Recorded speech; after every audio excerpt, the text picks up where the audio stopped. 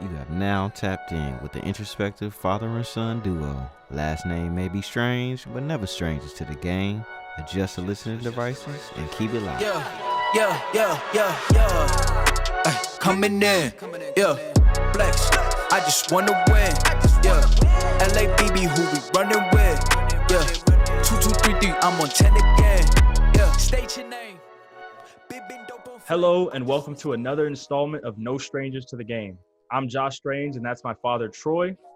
And today we're going to be talking about the life, legacy, and mission of John Lewis, as well as finding purpose in your own life.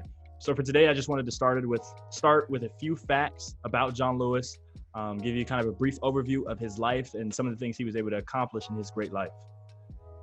John Robert Lewis was born on February 21st, 1940, just outside Troy, Alabama, the third of 10 children.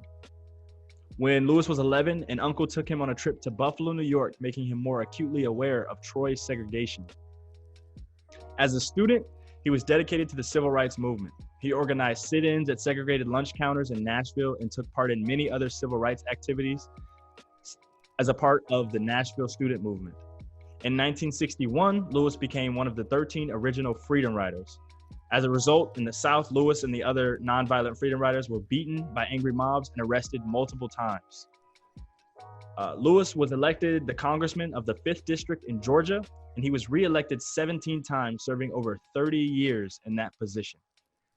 So he accomplished a lot of things in his life and was able to, obviously sustain a legacy in politics, as well as, be an integral part of the civil rights movement.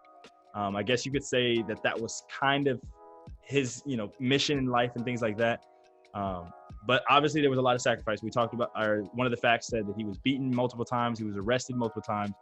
I've always wondered, where do people get this resolve for this, for these things that they have that are a part of their life? Where does that come from? Why do you think John Lewis was so committed to the civil rights movement that he was able to sacrifice so much?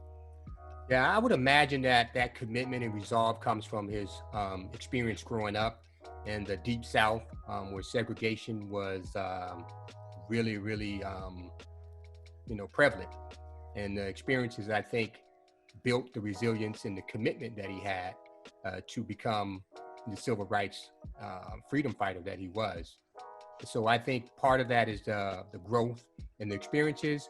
And I think part of it is just his destiny. I believe that we all come here with a specific purpose. And some of us find that early on in life. And some of us, it takes us a little while longer to determine what our purpose is. And so for him, I think he realized it right off, and he was committed to it throughout his life. Yeah. That's an interesting point. So you believe it was his mission in life, and that was what he was kind of, I guess, brought here for? Yeah, I believe that. I mean, because I think about it and I'm like, I don't know if I could go through that continuously, being beaten and jailed without it being something that I'm really compelled to do. Yeah. Once I'll be like, oh, you know what? Let me find another way to fight for freedom and civil rights. Yeah. But to go through that, continuously throughout his life, from a teenager well into his 80s, to be able to be committed to something so passionately. So I believe that he had to be, his purpose for even being here. Yeah, and I wonder, because I think about the timing of his death, and it's almost hard to believe that it's coincidental that right as, I guess, the movement that he's fought for his whole life seems to be coming to a really a climax, so to speak, and people are really pushing for change and fighting hard, and it seems like it's kind of reignited that flame that he was really fighting for his whole life. It seems kind of coincidental that that's when he passes, you know what I mean? Almost as if things had come full circle for him in his lifetime and he had served his purpose, if you will. Yeah, I agree. I think, and I would probably liken it to maybe the third Reconstruction. The first being after the Emancipation Proclamation between 1865 and I want to say 1870s, 1880s. Yeah. And then I would call the second one, and anybody out there, correct me if I'm wrong, would be the Civil Rights Movement, 1965, when all that kind of came through. So between the early 1940s and 50s to the 1960s, early 70s. And I see this wave right now as, a new or a Reconstruction era in which we changing or looking to change some of the policies, some of the laws and legislation that are discriminatory and provide a anti-equality or anti-equity sentiment in which racism is very prevalent and a staunch issue in our community and in our nation. So I see this as kind of the third Reconstruction era, and hopefully that this time we get it right and it's more permanent. I sure hope so too. So obviously you believe that was John Lewis's mission in life and his purpose, and he was brought here for that. Is that something you believe is for everybody or just kind of a chosen few? I think we all have a reason for coming. I mean, I just believe that. I believe that I don't believe there's a coincidence in me being here. At this point in time in history and where I'm at and the experiences that I go through, I believe that I either chose or was chosen to do some of the things that I feel is my purpose and mission. And so for me, it's taken me several years. Growing up, I thought my mission in life was to be an athlete, professional football player. And I found out abruptly that wasn't it. So, I was able to play college ball. I had some injuries, and so that kind of, stifled my career and not desires, but just being able to move forward at the professional level, at least giving it a shot.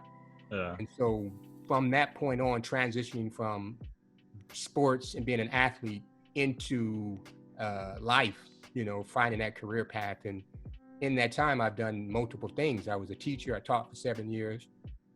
I've worked in city government for over 15 years. I worked in the private side, development, worked in parks and recs. And so I've done multiple things. And what I've discovered that those experiences are helped shaped and helped me to understand what I believe my mission and purpose is. My purpose and mission, I believe, is really community revitalization, community building through community and economic development. And I realized that I like to do multiple things. I could build homes, I could run programs, but I like to see all those things come together. I like taking the pieces of the puzzle and putting it together in a way in which to come to some type of completion. And so for me, I believe that that's the purpose, and I'm working toward that mission to revitalize communities, particularly where Blacks and African Americans live in this country and the world abroad. Yeah. How about you? What do you see? Let me ask you a question. And we and I have talked about this quite often, and I've always mentioned to you to find out what it is you love and you're passionate about and pursue it.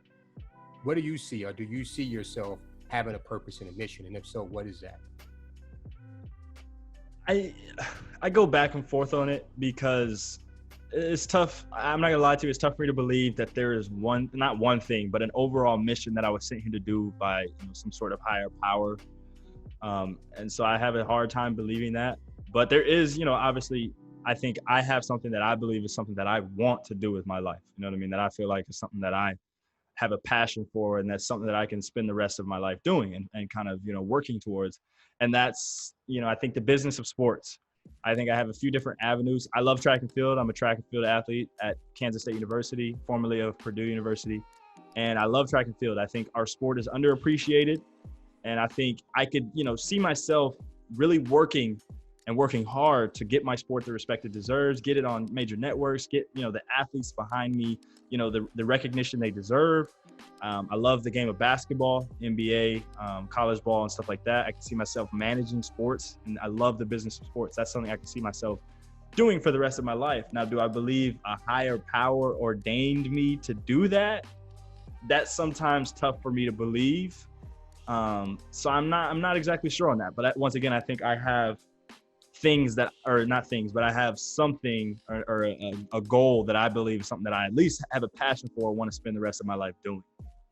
So what do you think shaped your mindset or gave you the desire to want to do those things? I think I naturally have somewhat of a business mind. I mean, we can tell a few stories about, younger days of me doing, just kind of naturally gravitating towards some business ideas and trying to see them through. And then sports, obviously you were an athlete. And so I grew up in a household full of sports. My older sister was an athlete in high school and things like that. I was an athlete in high school. I'm a collegiate athlete. So, those are two passions that I think come naturally to me. And when you combine them, you get the business of sports. And so that's where I think that was just kind of a natural avenue for me to go down. Yeah, it's interesting. I mean, when you were first born, I remember telling your mom that I didn't want any balls in the house. At that time, I was really kind of jaded when it came to sports, because I saw the business side of it, and I didn't end up on the right side of the business side of it. So I was a little, I guess I had my conflicts with it. And, but I realized with sports, what it can do in terms of helping develop discipline, leadership skills, being able to persevere, and various qualities that you can help develop and grow young people through sports. And that was one of the things that really brought me back, is to being able to see that and being able to say, this is a way that we can also help and revitalize our community through sports and creating these type of characteristics and attributes in young people. So when they go out into the world, they know how to function, and they know how to persevere.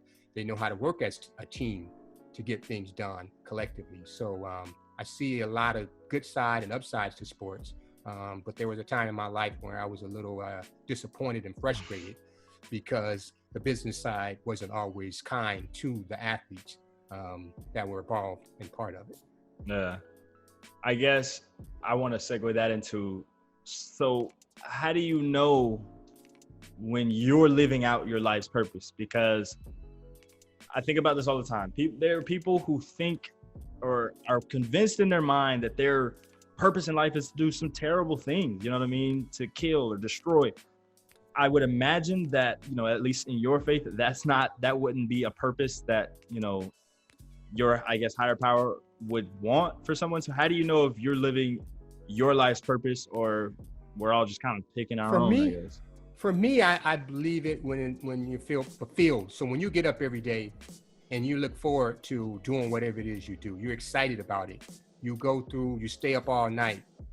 You go through and you make whatever sacrifices, whether it be your time, your money, whether it be like John Lewis, being brutalized, and you continue to do it.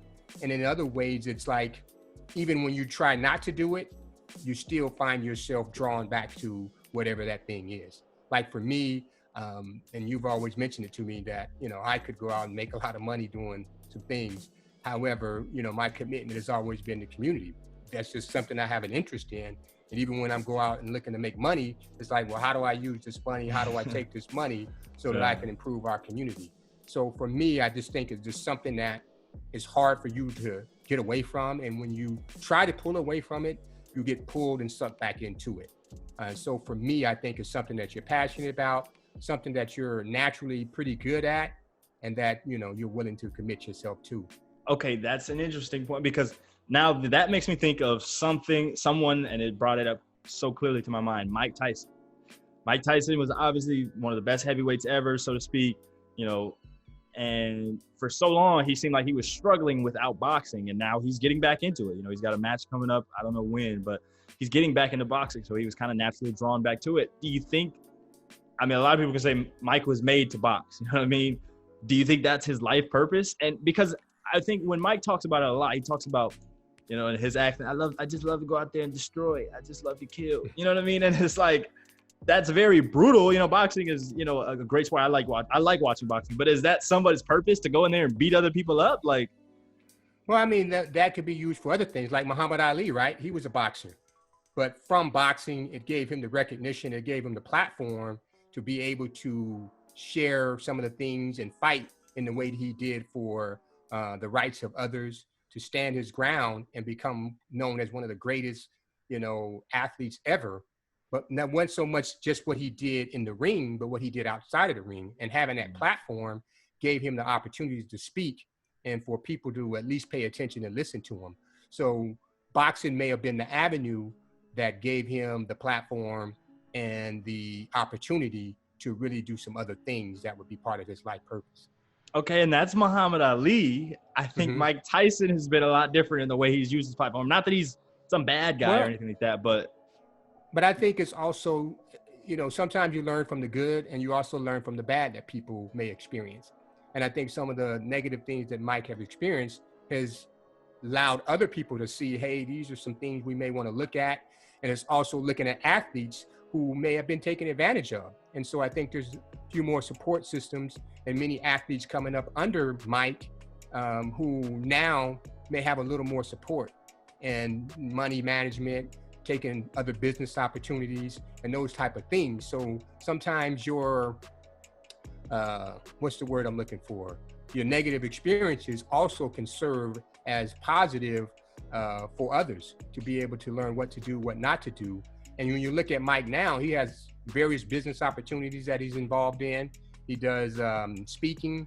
So I think his experience has allowed him to share with people who may have grown up in the same way that he did in very harsh circumstances, which shaped his view and his perspective on life at that age. And now he's able to share that with kids who may be experiencing that and say, hey, I understand what that is. I've been through that. And this is how I deal with it and how I think you should deal with it. So it provides that example that others can see. But see, that leads me to think, okay, so some people's life purpose is to go through negative experiences to be able to share that. How just is that? Or some people's life purpose is to be president. And it seems like they live, I guess, a more, in our sense of the word, good life. Mm-hmm. Then other people's is just to go through stuff so they can tell people about it and, inspire. But Mike has had a good life. He's had some negative, and Mike has had, he's had millions of dollars that he's been exposed to, had access to, and he's still right now in his life, based on what I see, is probably living better than 99% of the people on the planet, right? Yeah, that's so true. He's had some experience, and we all have negative experiences. His was just more exposed and more out there because he was a public figure. But we all have things that we go through, even for those who we consider wealthy and well-to-do. They have challenges that they have to experience. So I don't believe any of us go through life without having those negative experiences, those challenges that help us to grow. Okay, I want to go back to something that I feel like you kind of brushed over a little bit. I don't know if I explicitly said it, but do you think that people can get their purpose wrong? Because there are people out there who wake up every day, and like you said, they get fulfillment out of doing terrible things in this world. Or at least in their heads they do. Well, how do you know that?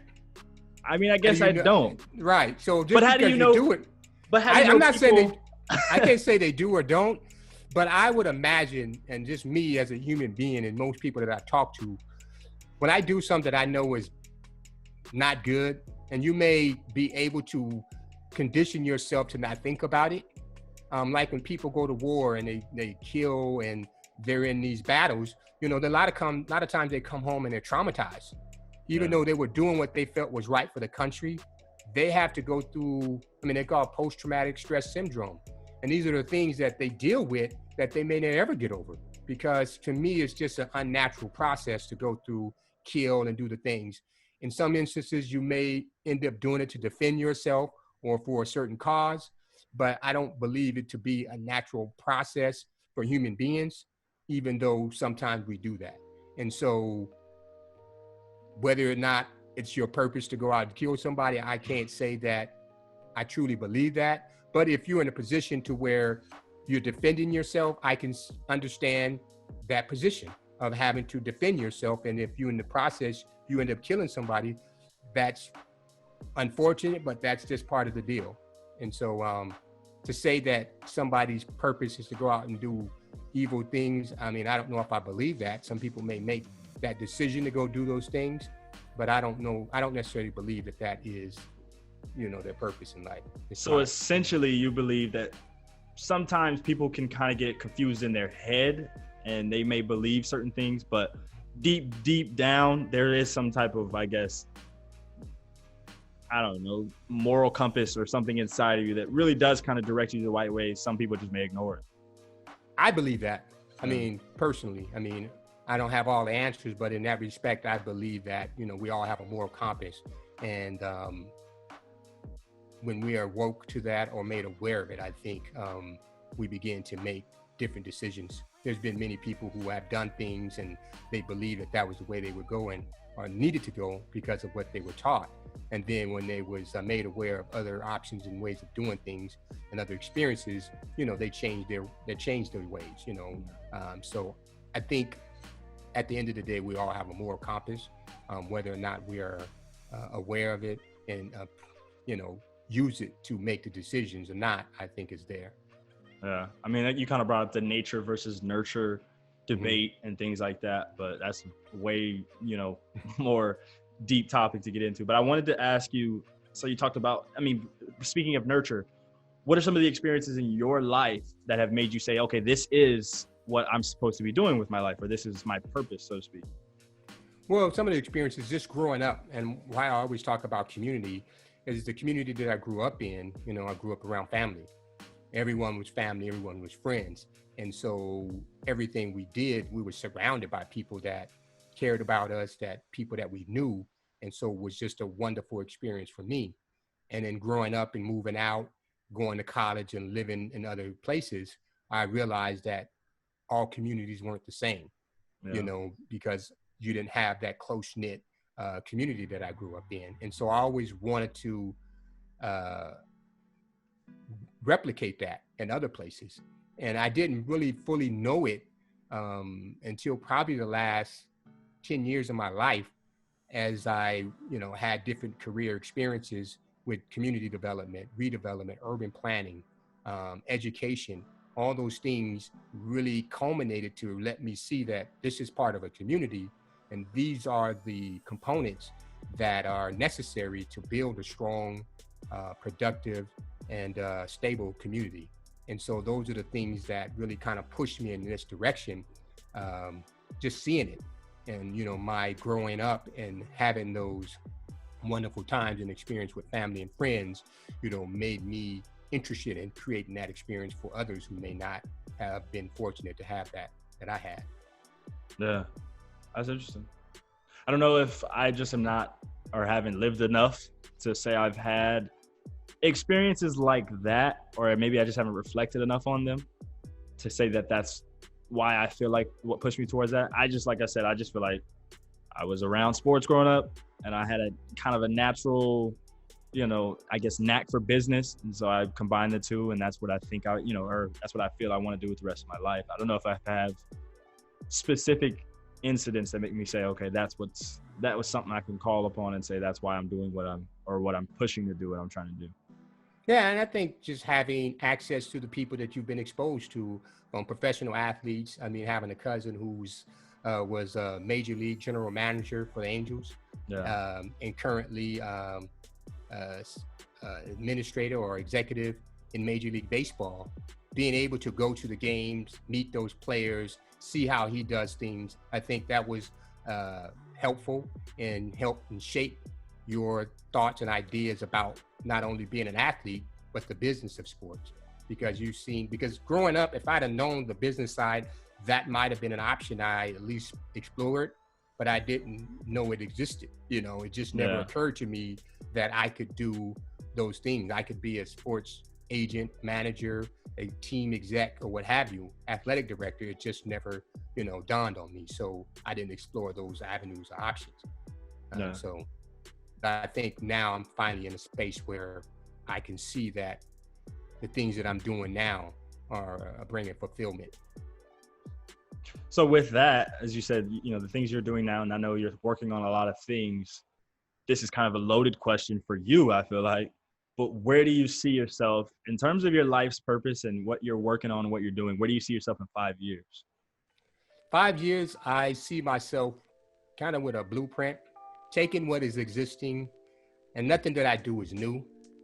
As far as community development, community revitalization, but taking all those tools, taking all those experiences, looking at various communities throughout time and seeing how they develop, what the things that cause them to deteriorate, and all those things, and pulling them together and being able to create a wonderful community for my people, specifically in the African American community. And the reason I state that is because for so long and so often, many of us look to escape, the communities. And I understand the reason why. In many cases, our communities are not as desirable as communities in other areas. Yeah. And largely due to policies and legislation over the years with redlining, discrimination, the various things that allowed us or forced us to function in a small space and kept us from expanding and growing outside of our community. And as we begin to grow and expand outside of our communities, what has happened is that those who with the resources, the money, and to no fault, and I don't blame them, but they left. And what was left behind in most cases were people who didn't have the resources, who didn't have the skills or experience to make sure that the community was stable and free of some of the negative actions that we see today, among other things. And I think just policies from our state and local and federal government has really been a major factor in some of the issues that we have in our community. Yeah, I said that's a loaded question for you, but as I was sitting here listening to your response, I'm realizing that's probably an even more loaded question for me. Where do I see myself in 5 years? I mean, obviously I just graduated from Purdue University. I'm doing another year here at Kansas State, getting a certificate of business of sports and entertainment. But man, you know what I mean? I just feel like, obviously, like I said, I have goals. I have, I guess, a mission or kind of things that I'm working towards. But obviously, it's just so up in the air. Where am I going to live? You know what I mean? What job am I going to be working? How am I going to be working towards the goals that I'm setting? And obviously, these are things I'm trying to figure out currently, but it's just so uncertain at this time. And that can kind of be a source of anxiety, but I don't know. It's also excitement too, because I feel like I have the skills necessary. I have the talent necessary. So I'll be able to accomplish those goals. But nonetheless, it's definitely something you look at and you're like, oh my gosh, where am I going to end up? Yeah. It's one of those things. And for me, that's where faith comes in, being able to, because anything I've done in life that I was successful at, it was something I just made up my mind and I felt so strongly about it. And I said, this is what I'm going to do. Yeah. And I was able to succeed at it. Give an example is when I decided to go back to school, I was teaching at the time, married, 2 kids, you and Atia. And, we were just kind of going through living life. And we were living in LA at the time. And so all was well. But as a teacher, I always felt like I was failing. I taught in areas that the educational system was not good. The neighborhoods were disadvantaged. You had gang issues. So you had a lot of issues that were going on. And even in high school when I taught, there were students who come to class who couldn't read. And I couldn't understand that. I mean, you get to 9th, 10th, 11th, 12th grade, and you can't really, basically you're illiterate. And I felt like I don't know how to get through to these students, because on one hand, I'm being told that you have to teach at a certain pace, you got to give them certain information. And on the other hand, it's like they can't receive the information because they don't know how to read. Yeah. There's skills that they have not developed or learned in order to do these things. And so it really made me conflicted. And I began to look around and see all the circumstances that led to them not being able to read. It wasn't that they were incapable. It was the socioeconomic situations around them, the drugs, the unemployment, the, like I said, the policies that led to some of the things that our community faces when it comes to economics. And so all those things really piqued my interest. I also taught in more affluent areas out in San Fernando Valley, where you go there and, you have kids driving up in, foreign cars. And I'm looking at this and I'm trying to understand, well, how does this work? How does one community is well off and established and another community is just surviving? And every day is a struggle for the people in that community. And what I did is I began to talk to different people and try to say, I want to understand this and want to be able to make a difference. How do I do that? And I talked to a few friends and they mentioned to me that you got to look into urban planning. Yeah. And so I started doing some research, reached out and to UCLA and to their program. And to make a long story short, I applied and I was accepted. And at the time I was accepted, like I said, I'm working. I had 2 kids, a mortgage, a wife, And, it's like, okay, now how you going to pay for this? You got one step done. How you going to do the next? And I remember vividly saying, I don't know, but I always felt like it was going to be done. I didn't have any doubt or hesitation, even though it didn't look good.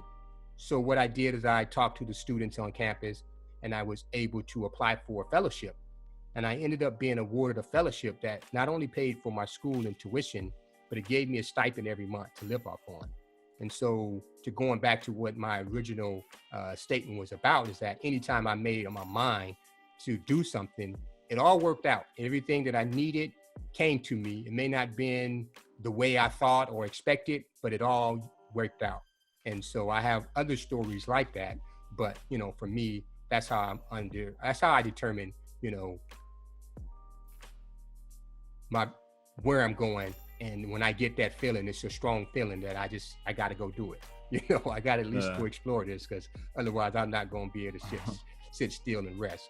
So I hope you're going to overdrawn out answer.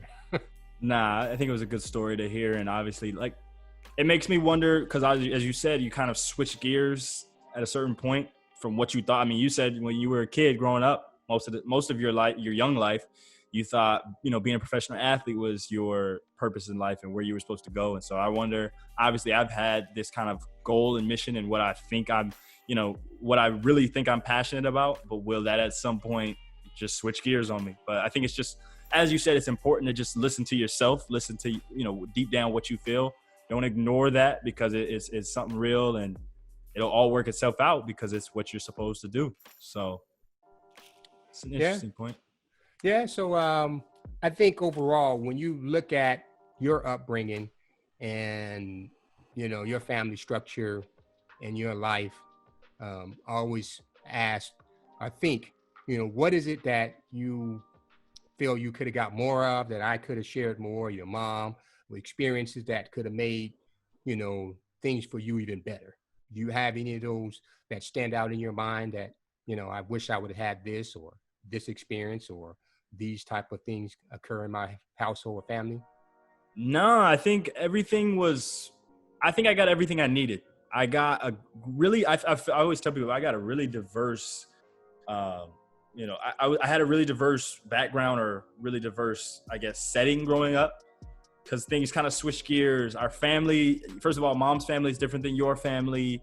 The places I grew up were always kind of middle class, but they were surrounded by some areas that were, more, I guess, higher class, and some were that lower socioeconomic status, areas. And so I got so much of everything, every race, religion, everything like that. So I feel like I'm so prepared in terms of a diversity, standpoint for everything, really. Not everything, but you know what I mean? I feel like the most important thing it gave me was the ability to adapt to situations, because like I said, I was kind of, depending on what block you were on and what school you were at, there were so many different, backgrounds and things that you may have seen that you had to be able to adapt to the people you were around. I didn't grow up in an area that was just kind of one culture. And I guess that may be one thing that you can say is something that I lacked. I think it would have been cool to be around more people that look like me growing up, but at the same time, I think the opposite gave me, things that were beneficial to me as well. So. All right. I hear you. Yeah. Well, go ahead. I think I have a prediction for this upcoming year, just me, in terms of your development, your growth, your ambitions. I'm going to boldly put it out there just because I can. First thing I predict is that definitely we're going to have a successful academic year in terms of the major that you're studying. What is it? Sports management? Sports and entertainment, business of sports and entertainment. Okay, so I think that's going to really take you to a whole nother level of understanding and excitement for what it is you see yourself doing. But I also predict from the athletic side is to, be a national champion, triple jump national champion for the outdoor season 2021. Also see you in the Olympic trials. And not only in Olympic trials, but I see you making the Olympic team. So, I mean, maybe that's wishful thinking, but that's what I'm seeing. And maybe Miss Cleo, I've been talking to her a little bit, so she's inspired me to say that and make that prediction. Well, it's out there in the universe now, so I better get down here and do some push-ups and sit-ups, something to get to work. Absolutely. But no, I think that was another great discussion. Appreciate the audience for joining us. Hope you enjoyed the discussion. We talked about John Lewis and his legacy, and really led into the conversation of finding your life's purpose, and whether or not it's a real thing, whether or not you can be wrong about it, how it can switch gears. So we got into a lot of things, but overall, great discussion, and hope you tune in next time. All right, that'll wrap up today's episode. Glad we could take a moment to put you up on game. We post a new podcast every Sunday morning. Now you know. Peace.